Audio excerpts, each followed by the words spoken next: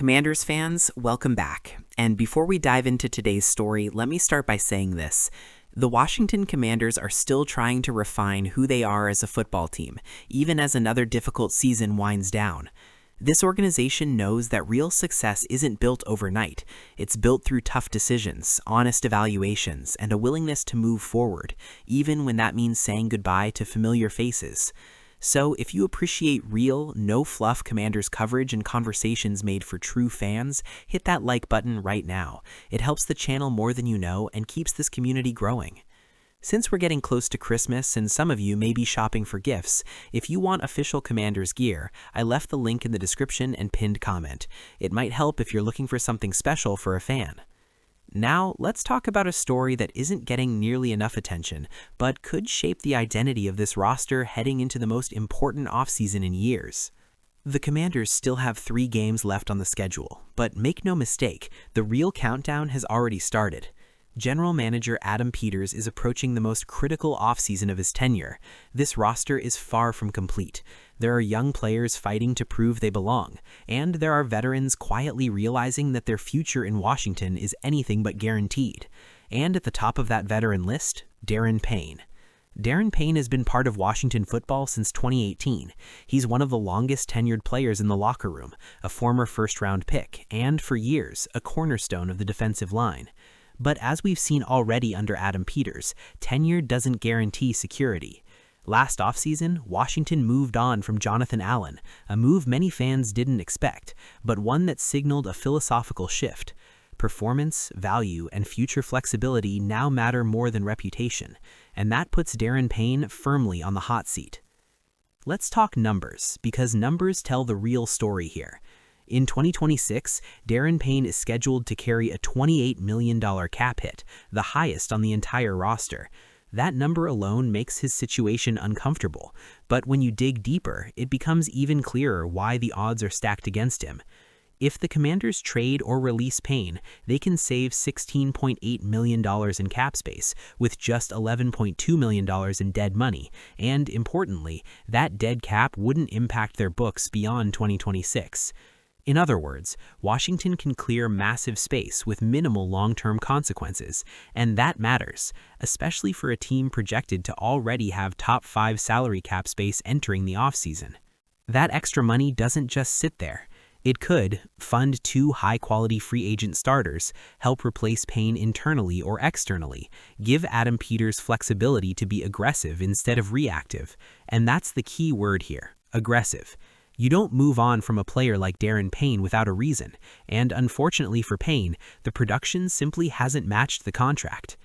Early in the season, Payne looked like himself. Through the first 3 games, he recorded 11 pressures and 2 sacks, flashing the disruptive interior presence fans have come to expect. But since then, the drop-off has been steep. Things began to unravel after his 1-game suspension, the result of an on-field incident that ended with him throwing a punch at Amon-Ra St. Brown. Since returning, Payne's impact has faded dramatically. Over his last 5 games, just 3 total pressures, 1 sack, and a 46.6 run defense grade from Pro Focus Football. That's not just below expectations, it's replacement-level production for a player with a superstar price tag. Washington still has Javon Kinlaw and Johnny Newton inside, and both will be expected to take on larger roles. Neither is a finished product, but both are younger, cheaper, and align more closely with the timeline of a rebuilding defense. On top of that, Drake Jackson, the young free agent edge signing, is finally making his debut, and yes, he can also kick inside in certain packages. The point is simple. The Commanders are not lacking options. What they are lacking is elite, consistent play that justifies elite money. Everything should be on the table this offseason. That includes veteran releases, surprise trades, and reallocating resources to premium positions. Adam Peters has already shown he's willing to make uncomfortable decisions, and when you combine Payne's contract, declining production, and the team's defensive needs across the board, it's hard to argue that he's a lock to return. This doesn't mean Payne hasn't contributed. It means the direction of the franchise is changing. That shift in philosophy showed up recently in a very public way. On a recent episode of Hard Knocks, head coach Dan Quinn was heard telling his defense that Giants rookie quarterback Jackson Dart is a running back first, encouraging aggressive hits when Dart left the pocket. Some outside Washington raised eyebrows. Inside the locker room, that message was embraced. Jackson Dart himself didn't seem bothered by Quinn's comments at all. "No, absolutely not," he said. "Kirby Smart said the same thing. Nick Saban said the same thing. Every coach I played against said it." Dart acknowledged that his running style has always been part of scouting reports and defensive game plans, from college to now the NFL. "I just try to play smart and be available for my team," he added. Quinn's message wasn't about disrespect, it was about identity, and in Week 14, that aggressive mindset paid off. The Commanders defeated the Giants 29-21, forcing mistakes, creating turnovers, and dictating the tone of the game defensively. Dart finished with solid numbers, but also threw an interception, lost a fumble, and took several big hits, including one that sent him briefly to concussion protocol. That's the defense Quinn wants: physical, disciplined, relentless. If Washington carries that same defensive mentality into Saturday's matchup against the Philadelphia Eagles, they give themselves a chance, even as underdogs. But bigger than any one game, this is about setting a standard. The Commanders are no longer clinging to the past, they're evaluating it. And for veterans like Darren Payne, that reality is unavoidable. For Sam Cosmi, the pain didn't end when the cart took him off the field. In fact, that's when the hardest part began. The Washington Commanders' offensive lineman recently opened up about the month following the devastating knee injury he suffered during the 2024 NFC Divisional Playoff game against the Detroit Lions, and what he shared should stop every fan in their tracks. "I was in the basement," Cosmi said. "I remember I just could not sleep at all. I was so sleep-deprived." For an entire month, Cosmi barely slept. Not because of noise, not because of stress about football, but because of pain, uncertainty, and the mental weight that comes after a traumatic injury. When fans see an ACL tear, they see timelines, they see return dates, they see highlight videos of players coming back stronger. What they don't see is what Cosmi described as terrible. "Coming in, working, doing all that first month was terrible for me," he admitted. That's the side of football most people never hear about. The loneliness, the exhaustion, the suffering that happens long after the stadium lights go dark.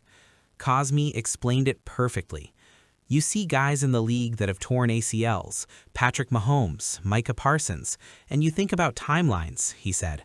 But there's so much work that goes into that which is unseen, so much suffering that is unseen. That suffering nearly broke him, but instead, it rebuilt him. This conversation wasn't about forcing Cosmi to relive the worst moment of his career. It was about understanding what it takes to come back. Because this year, Sam Cosmi is the Washington Commanders' Ed Block Courage Award winner, an honor given annually to a player who displays extraordinary courage in the face of adversity. And what makes that award special? It's voted on by the players. Not coaches, not media, not executives. The men in the locker room chose Sam Cosmi. The Ed Block Courage Award has a powerful history in Washington. Last year's winner, safety Jeremy Rees, returned from his own ACL injury. Before that, Brian Robinson Jr. overcame a gunshot wound and came back to lead the team in rushing. These aren't just football stories, they're life stories. And now Sam Cosmi's name belongs in that group. Cosmi didn't talk about being a hero, he talked about effort. "I think each and every day I come into work, I try to put my best foot forward. I try to put my hardest at everything I do." And what meant the most to him? That his teammates noticed. For them to see that and recognize it, that's all you ask for as a teammate. To look at that guy and say, that guy works his ass off for the guys around him. That's respect. And in an NFL locker room, respect is everything. If you want proof that this award was earned, just listen to Terry McLaurin. "I remember him going down in the Lions game. That was devastating for all of us. But what stood out wasn't the injury, it was the response. The way he attacked his rehab, I was in here in the offseason. He was in here every single day. Every day. No shortcuts, no excuses." McLaurin also revealed how the two leaned on each other during their own injury recoveries. "He encouraged me, and I was encouraging him too. So to have him back, seeing him smile again, having fun, it's great not only for him, but for our team." That's leadership. That's culture. That's why this story matters. Since returning in Week 7 of the 2025 NFL season, Sam Cosmi hasn't just played, he's started 8 straight games. And slowly but surely, he's looked more and more like himself. Cosmi has once again become an anchor on the offensive line, a unit that has helped the Commanders produce the 4th best rushing attack in the NFL, averaging just under 140 yards per game. Let that sink in. On a team with plenty of struggles, the offensive line, with Cosmi at its core, has been a legitimate strength. That doesn't happen without toughness. Cosmi has been refreshingly honest about the journey. He's talked about the bad days, the frustration, the moments when progress felt invisible. But he's also talked about something unexpected. The injury helped him reconnect with the game. You're not going to know exactly what it's like unless you really go through it. I didn't know. That perspective changed everything.